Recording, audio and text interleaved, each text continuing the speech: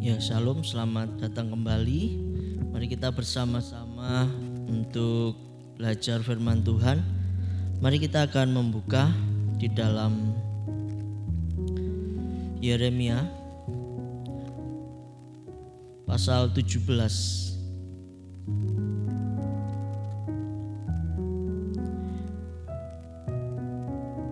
Yeremia 17, kita mulai dari ayat yang ke-5 sampai ayat yang ke-8. Ya, beginilah firman Tuhan. Terkutuklah orang yang mengandalkan manusia, yang mengandalkan kekuatannya sendiri, dan yang hatinya menjauh dari Tuhan. Ia akan seperti semak bulus di padang belantara. Ia tidak akan mengalami datangnya keadaan baik.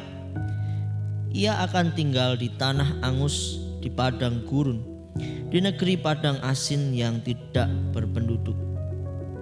Diberkatilah orang yang mengandalkan Tuhan, yang menaruh harapannya kepada Tuhan.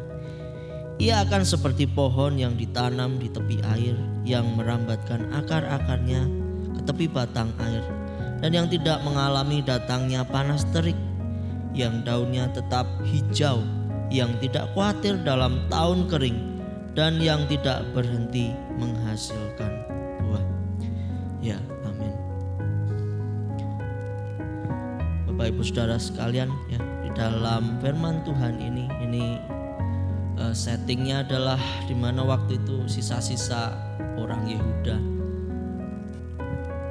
Di situ diperingatkan oleh Yeremia bahwa mereka harus tetap mengandalkan Tuhan.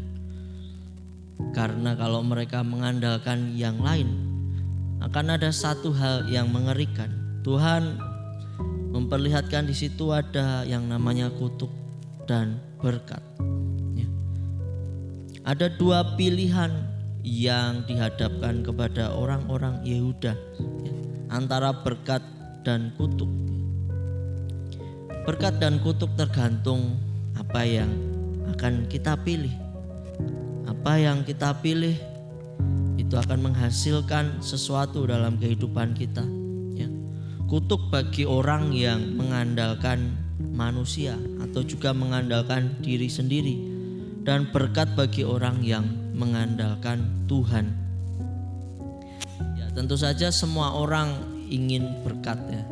Saya rasa tidak ada orang yang menginginkan berkat. Saya rasa semua orang diberkati, ya, baik itu berkat jasmani pun berkat rohani. Nah, tetapi kebanyakan orang ya melihat berkat dari sisi yang jasmani, tidak terlalu merindukan berkat yang rohani. Nah, Bapak Ibu Saudara sekalian, mari kita melihat, ya. Di sini dikatakan orang yang mengandalkan Tuhan akan diberkati. Lalu pertanyaannya, ya, mengapa ada orang yang tidak mengandalkan, ya, dan juga ada orang yang mengandalkan Tuhan. Nah, mari kita lihat beberapa hal di situ. Beberapa hal yang bisa kita lihat mengapa orang tidak mengandalkan Tuhan, yaitu satu, itu terkecoh oleh pertolongan kuasa yang lain. Tuhan itu penguasa tunggal di alam semesta ini. Dia tidak bisa disamakan atau dibandingkan dengan Allah-Allah yang lain. Dia Allah yang maha kuasa, tidak dapat dibandingkan dengan yang lain. Maka Tuhan itu cemburunya bisa muncul apabila umat yang dikasihinya itu tidak berharap kepadanya. Ya. Tuhan sebagai penguasa yang tunggal di alam semesta ini tentu saja cemburu kalau, ya, itu mengandalkan kuasa yang lebih rendah daripada kuasa Tuhan. Nah, di dalam Yesaya pasal 31 juga Yesaya pernah memperingatkan bahwa jangan mengandalkan kekuatan yang lain. Dalam hal ini Mesir. Mari kita coba lihat Yesaya pasal 31 ayat 1.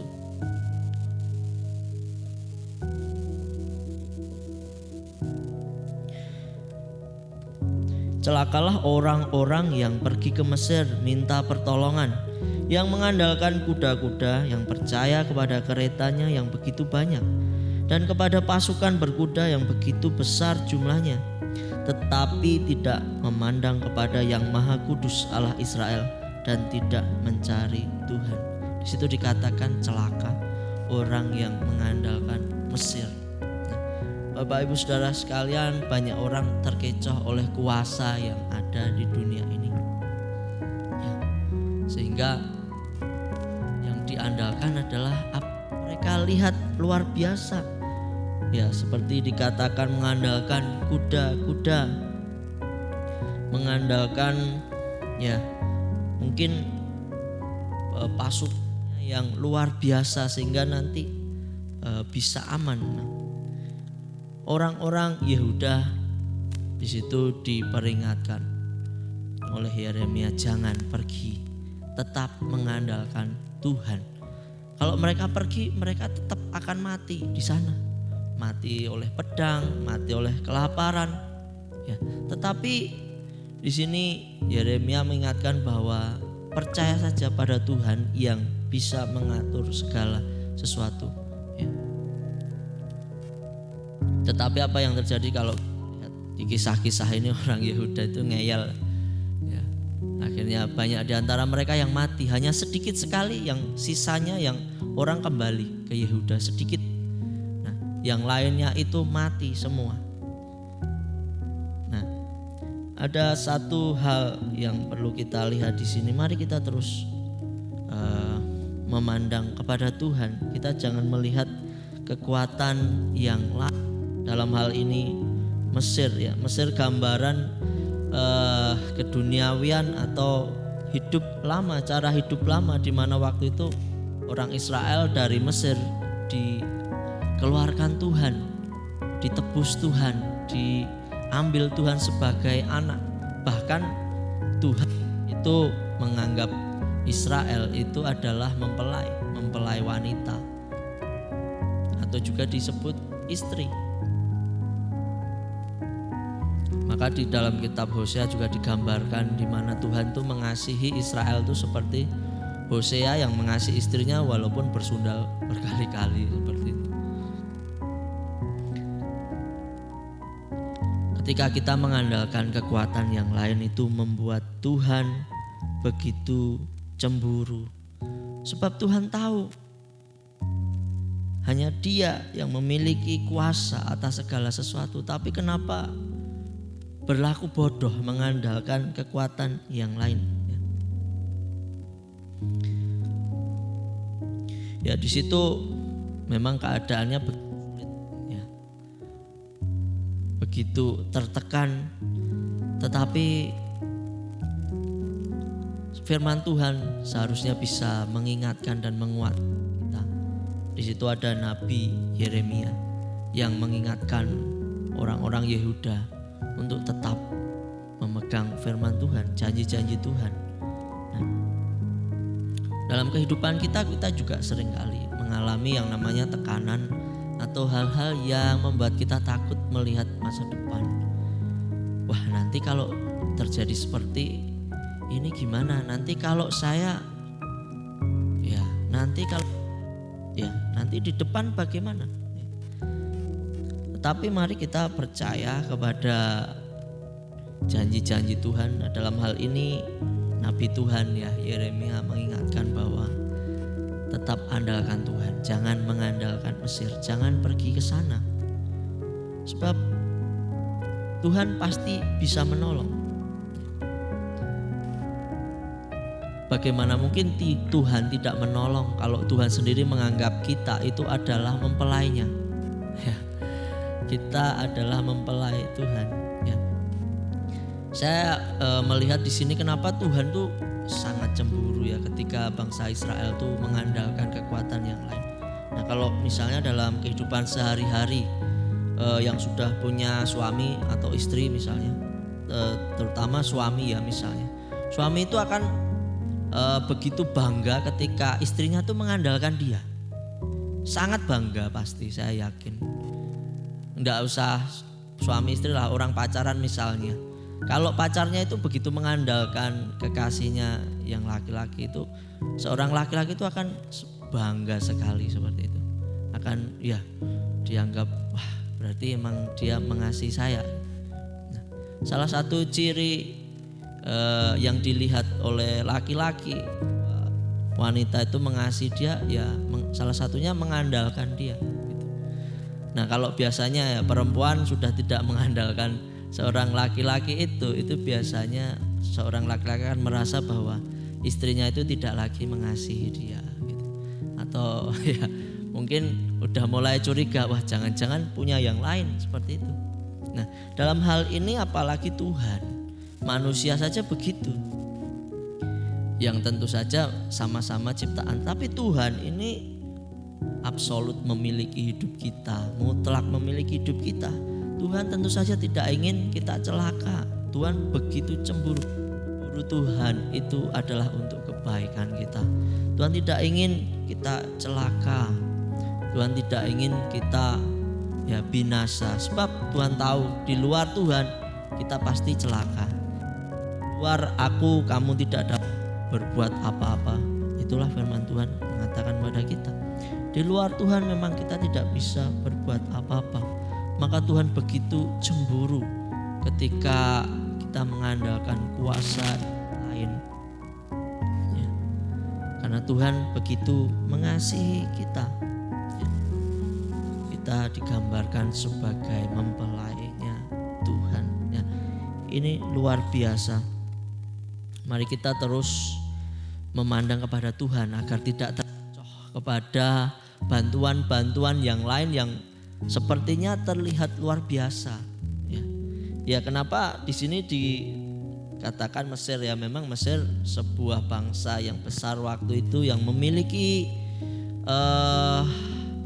tingkat keamanan yang tinggi, negara yang ya bisa dikatakan waktu itu adidaya. Kekuatannya luar biasa. Nah, mereka pikir kalau ke situ nanti akan terlindungi aman. Tetapi tentu saja kalau orang Yahudi ke Mesir itu sama artinya mereka sedang menghamba kepada Mesir. Ya. Tidak bisa kita minta perlindungan satu bangsa tetapi ya cuman tinggal seperti itu aja, tidak bisa. Tentu saja ada hal-hal yang harus dibayar. Kalau kamu mau tinggal di tempat saya ya harus bayar sesuatu dong. Gitu. Harus ada sesuatu yang dibayar, apa? Ya dalam hal ini tentu saja menghamba kepada Mesir.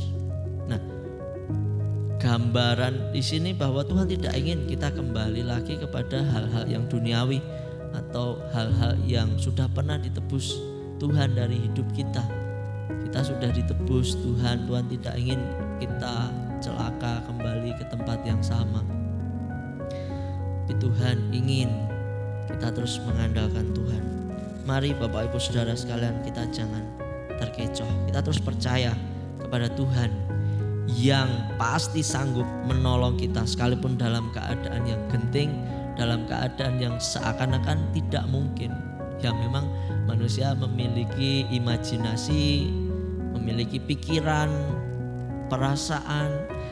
Situasi tertentu orang bisa khawatir, takut, orang bisa overthinking karena ya yang di depannya memang sepertinya mengerikan atau tidak mungkin bisa kita selesaikan seperti itu misalnya masalah. Kita bisa overthinking, tetapi mari kita kalahkan itu dengan kita tetap percaya kepada Tuhan. Kita tetap mendengar firman Tuhan. Nah, di sini Yeremia mengatakan satu firman Tuhan. Mari kita responi setiap firman Tuhan yang disampaikan hamba-hamba Tuhan atau siapapun itu. Firman Tuhan mungkin yang kita baca pribadi ataupun kalau sekarang di media sosial juga banyak orang menyebarkan firman Tuhan. Banyak orang mengupload kata-kata berkat, kata-kata firman Tuhan. Ya, mari kita serap semuanya itu. Mari kita tanggapi itu karena itu juga menguatkan hidup kita, membuat kita ingat kepada Tuhan. Nah, Jadi yang pertama, jangan terkecoh. Lalu yang kedua, ya, kenapa seringkali orang tidak mengandalkan Tuhan? Ya, tidak sabar menunggu pertolongan Tuhan. Ya, butuh sesuatu yang instan. Ya, orang dalam keadaan genting, ya memang sih sewajarnya itu orang pasti, ayo cepet, ini gimana nih? Ya, dan cepet, berbahaya. Tapi di dalam Tuhan mari kita sabar. Firman Tuhan mengatakan, jadilah tenang, kamu dapat berdoa. Nah, ketika kita tenang, kita dapat berdoa, saya percaya Tuhan itu memberi yang namanya damai sejahtera untuk kita bisa memutuskan sesuatu.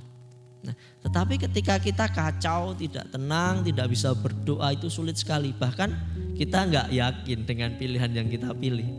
Nah, tetapi ketika kita tenang, lalu kita bisa berdoa, Tuhan itu memberi damai sejahtera untuk kita melangkah. Ya mungkin itu sepertinya langkah yang mustahil seperti itu atau tidak masuk di dalam logika kita. Tetapi saya percaya ketika kita belajar mengandalkan Tuhan, kita berdoa, saya percaya Tuhan turut bekerja. Kita mengandalkan Tuhan, masa Tuhan tidak menolong kita? Tidak mungkin.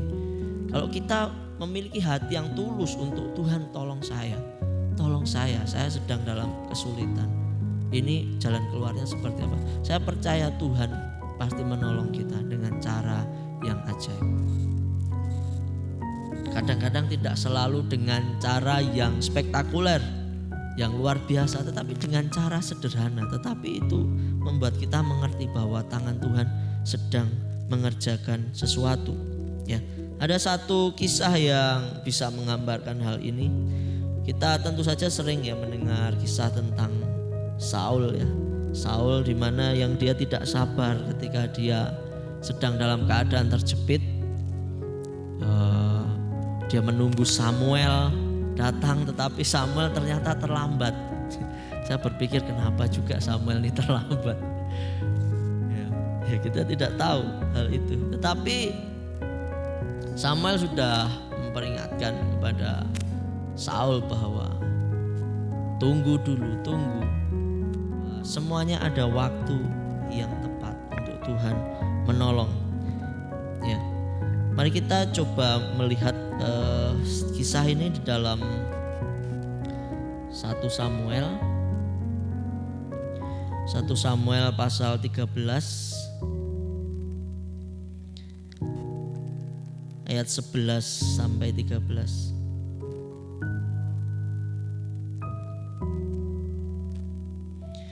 Ya, di dalam 1 Samuel 13 ayat 11 sampai 13. Di situ dikatakan, tetapi kata Samuel, apa yang telah kau perbuat? Jawab Saul, karena aku melihat rakyat itu berserak-serak meninggalkan aku, dan engkau tidak datang pada waktu yang telah ditentukan. Maka pikirku, sebentar lagi orang Filistin akan menyerang aku di Gilgal, padahal aku belum memohon belas kasihan Tuhan. Sebab itu aku memberanikan diri, lalu mempersembahkan korban bakaran. Kata Samuel kepada Saul, perbuatanmu itu bodoh. Engkau tidak mengikuti perintah Tuhan Allahmu yang diperintahkannya kepadamu. Sebab sedianya Tuhan mengokohkan kerajaanmu atas orang Israel untuk selama-lamanya. Nah, di sini ada suatu keadaan terjepit. Ya, Saul merasa terjepit oleh orang Filistin. Lalu dia melakukan hal yang tidak seharusnya dia lakukan. Dia tidak sabar menunggu Samuel datang. Ya, Saul merasa Israel di dalam kendalinya, bukan di dalam kendali Tuhan. Dia merasa ketika dia mempersembahkan korban, lalu dengan segeranya Tuhan akan menolong. Ya, Tuhan sudah katakan bahwa yang terpenting itu mendengar, bukan korban. Tetapi di sini Saul tidak mendengar firman Tuhan. Dia menggunakan korban itu hanya karena dia merasa butuh, merasa terjepit, dan dia melihat rakyat terserak-serak. Dia merasa bahwa dia yang bisa mengendalikan keadaan rakyat. Tetapi tidak, Bapak Ibu Saudara sekalian. Hidup kita dikendalikan oleh Tuhan. Jangan kita menganggap kita bisa mengendalikan keadaan di sekitar kita. Ya, bahkan kalau kita lihat di situ seakan-akan Saul ini berusaha mengendalikan Tuhan, ya, bukan mengandalkan Tuhan. Kalau mengandalkan Tuhan tentu saja dia berserah. Ya wes, nanti kalau Samuel tidak datang kita dibunuh, ya sudah gitu. Pasti Tuhan akan menyelamatkan. Nah, tetapi di sini Saul tidak mengandalkan Tuhan, tapi mengendalikan Tuhan. Ya, dia merasa kalau sudah membakar korban nanti Tuhan akan menolong. Ya, sama aja kita seperti mengendalikan Tuhan. Banyak orang berdoa tidak untuk berserah, tapi untuk mengendalikan Tuhan. Membuat Tuhan mengerjakan apa yang dipinta. Membuat Tuhan mengerjakan apa yang kita inginkan. Nah, ternyata doa seperti itu salah, Bapak Ibu Saudara sekalian. Tidak salah kita meminta, tetapi ketika kita mulai mengandalkan doa kita, bukan mengandalkan Tuhan, itu sangat mengerikan. Tuhan tidak akan menjawab doa itu karena doanya salah, hanya demi kepentingan diri kita sendiri. Tetapi doa kita yang baik, kita berserah kepada Tuhan. Sebab Tuhan itu sudah tahu apa yang hendak Dia kerjakan dalam hidup kita. Ketika kita sudah berserah itu, saya percaya Tuhan ini kalau melihat umatnya, lah ini umatku ini berserah seperti ini, masa tidak ditolong? Tidak mungkin. Tuhan itu luar biasa. Kalau Tuhan melihat hidup kita sudah berserah, Tuhan ini saya berserah dan berharap penuh pada Tuhan, tidak mungkin Tuhan tidak menolong kita. Karena Dia Tuhan yang baik, Dia Tuhan yang memperhatikan kita. Kalau kita sadarakan kekuasaan Tuhan di atas segalanya, maka kita tidak mencoba mengendalikan sesuatu, tidak mengendalikan segala sesuatu berdasar logika kita saja. Karena Tuhan tahu apa yang sudah akan Dia kerjakan. Tuhan hanya ingin kita belajar menjadi percaya. Tuhan suka pada orang yang percaya. Tuhan sangat suka pada orang yang mempercayakan segala sesuatunya kepada Dia. Bahkan ketika kita belum melihat apa-apa ya namanya itu iman. Tuhan mencari, ketika akan datang lagi nanti Tuhan mencari adakah iman di bumi ini. Tuhan mencari orang-orang yang percaya. Akan tetapi jika Anak Manusia datang, adakah mendapat iman di bumi ini? Itu di dalam Lukas pasal 18. Iman adalah gambaran sesuatu kepercayaan yang tidak logis ya. Seperti kalau kita ingat Abraham Abraham itu dikenal sebagai bapak orang percaya karena imannya kepada Tuhan. Bahkan ketika Abraham itu mengatakan sesuatu kepercayaan kepada Tuhan, Tuhan menganggap itu sebagai kebenaran. Artinya ketika Abraham percaya penuh apa yang dikatakan dia kepada Tuhan, Tuhan saya percaya hal ini akan Tuhan kerjakan, maka Tuhan menganggap itu sebagai sesuatu kebenaran atau hal yang benar-benar akan terjadi. Nah, ini luar biasa. Mari kita tetap sabar menunggu pertolongan Tuhan. Mari kita dengan iman percaya kita kepada Tuhan, kita bersandar bahwa Tuhan pasti menolong kita. Ya, kalau kita ingat di dalam kisah 5 roti 2 ikan, di situ juga Tuhan mengatakan bahwa beri mereka makan. Padahal Tuhan dikatakan di situ, tetapi itu untuk mencobai mereka, sebab Tuhan sudah tahu apa yang hendak Ia kerjakan. Kadang ada tes di dalam hidup kita, bukan Tuhan mencobai untuk menjatuhkan kita Bapak Ibu Saudara sekalian, tapi untuk mengajari kita sesuatu untuk mengajari kita untuk percaya, sebab dia sendiri sudah tahu apa yang hendak ia lakukan. Maka ketika ada sebuah tes dalam hidup kita, ya tes itu memang sulit ya, namanya aja tes ya. Anak-anak kalau naik level di dalam studinya pasti melewati yang namanya tes. Tes itu akan pasti menguji, menguras tenaga, menguras pikiran ya, pasti seperti itu. Tetapi ketika itu bisa terlewati, ya ada satu value yang kita dapat, ada sesuatu nilai yang kita dapat dari semuanya itu. Nah, mari kita belajar sabar untuk menunggu pertolongan Tuhan. Kita tetap terus mengandalkan Tuhan. Lalu yang ketiga adalah mengapa orang tidak mengandalkan Tuhan? Ya, bisa jadi karena tidak percaya pada rancangan Tuhan. Nah, rancangan Tuhan dalam hidup kita itu selalu baik, tidak pernah tidak baik. Ya, Tuhan selalu merancangkan yang baik dalam hidup kita, bukan kecelakaan. Ya. Di dalam Yeremia pasal 29 ayat 11, ya ini begitu terkenal ayat ini, dan seringkali juga saya perkatakan karena ini benar-benar memberkati hidup kita, karena di situ kita melihat ada rancangan Tuhan yang luar biasa. Sebab aku ini mengetahui rancangan-rancangan apa yang ada padaku mengenai kamu, demikianlah firman Tuhan, yaitu rancangan damai sejahtera dan bukan rancangan kecelakaan, untuk memberikan kepadamu hari depan yang penuh harapan. Hari depan yang penuh harapan ya. Mari kita percaya kepada rancangan Tuhan ini, bahwa bagi kita orang-orang yang percaya kepada Dia ada masa depan ya. Bukankah banyak ketakutan dari banyak orang di muka bumi ini adalah masa depan? Wah, besok anakku bisa kuliah enggak? Besok kalau anakku udah gede-gede aku tinggal sendiri. Besok kalau ya banyak sekali. Besok kalau semua sudah dewasa ya, wah mereka bisa menemukan pasangan hidup enggak misalnya.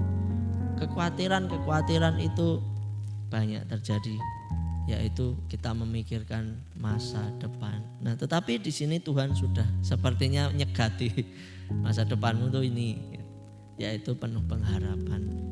Masa depan kita penuh pengharapan di dalam Tuhan. Nah, ini luar biasa dan ini menenangkan hidup kita.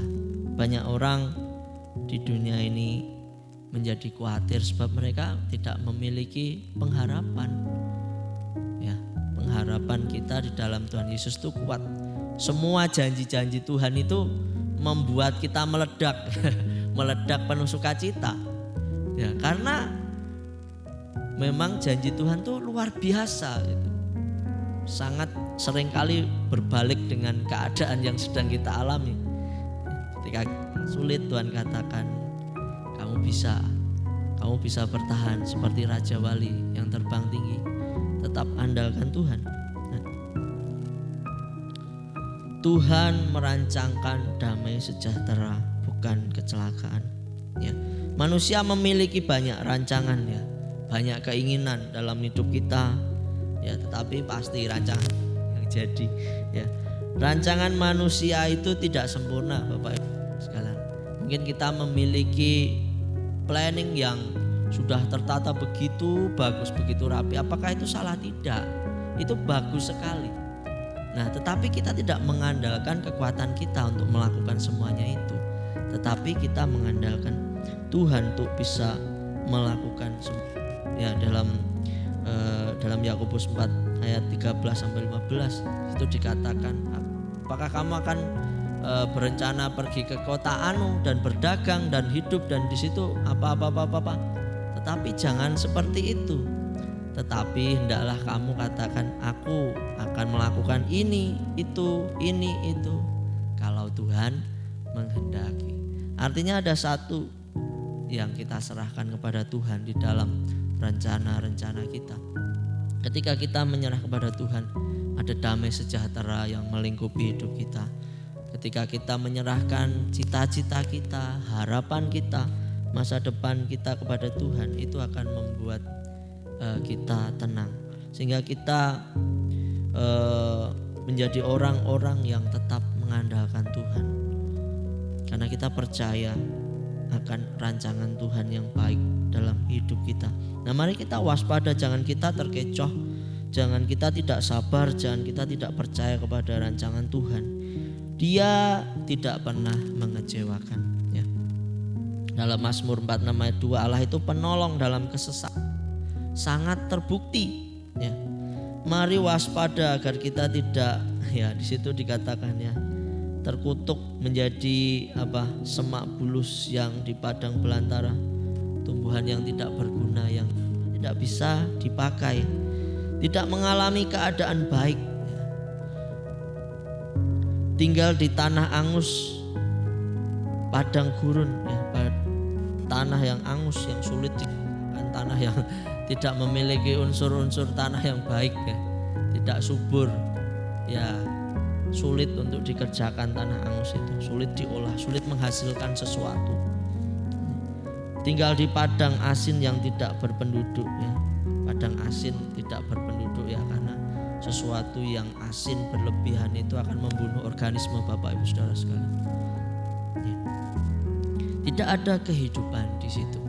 Nah, tetapi kebalikannya, orang yang percaya dan mengandalkan Tuhan, ia akan diberkati Tuhan, mengalami berkat berlimpah seperti pohon yang ditanam di tepi aliran air, tidak mengalami datangnya panas terik, ya. Daunnya tetap hijau, tidak khawatir dalam tahun kering, ya, karena hidupnya diisi oleh janji Tuhan dan firman Tuhan, tidak berhenti menghasilkan buah, ya. Perbuatan kita, karakter kita menghasilkan buah yang kan kalau kita tetap di dalam firman Tuhan, tetap di dalam Tuhan. Ya, puji Tuhan, mari kita memilih pilihan yang baik, bukan pilihan yang mendatangkan kutuk. Mari kita mengandalkan Tuhan, bukan mengandalkan manusia atau juga mengandalkan diri kita sendiri.